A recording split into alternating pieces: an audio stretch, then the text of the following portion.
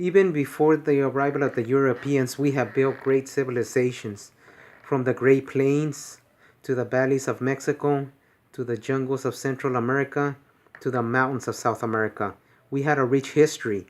They destroyed our people's achievements. They did this by imposing restrictions and taboos on our indigenous cultures. Take, for example, the ghost dance of Boboca by the Paiute natives, the banning of coca leaves as a medicinal herb to the natives of South America, to the banning and burning of Maya literature and codices in Central America by Spanish missionaries, to the Valley of Mexico natives having their history erased, not to mention the hunting of unarmed natives like the Inuit and California tribes, to future generations developing self-hate for their own roots. And to add insult to injury, the Europeans speculated our great feet were built by some lost civilization, like the lost tribe of Israel, Egypt, Atlantis, and yes, even aliens. And we go unaware of this. People don't realize this. Why does a majority of our people find light skin more attractive than brown skin? Why is brown skin considered less attractive?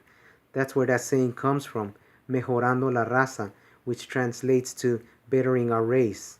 It's not just in our community, but in the black community as well. Europeans created this lie that they were superior and justified it in every turn they could. And they slandered us by saying our biology was inferior to theirs, that we were living in sin, that we were devil worshippers, and that we needed to be civilized. That's what plagues us by preferring European looks and lifestyles. And by European looks, I mean us trying to look whiter, bleaching our skin, dyeing our hair, wearing colored contacts, and adapting Anglo names. And by European lifestyles, I mean preferring their cultures, their history, their language, and their religion. And I'm not trying to say that we should be running around in loincloths and spears, but not be putting down our own rich history, not putting down our own people just because they're still connected to their roots or trying to reestablish those roots. And I've seen this from experience. People born in a native community coming to the U.S., returning to their homelands and rejecting their native language, putting down their own community because it isn't European enough.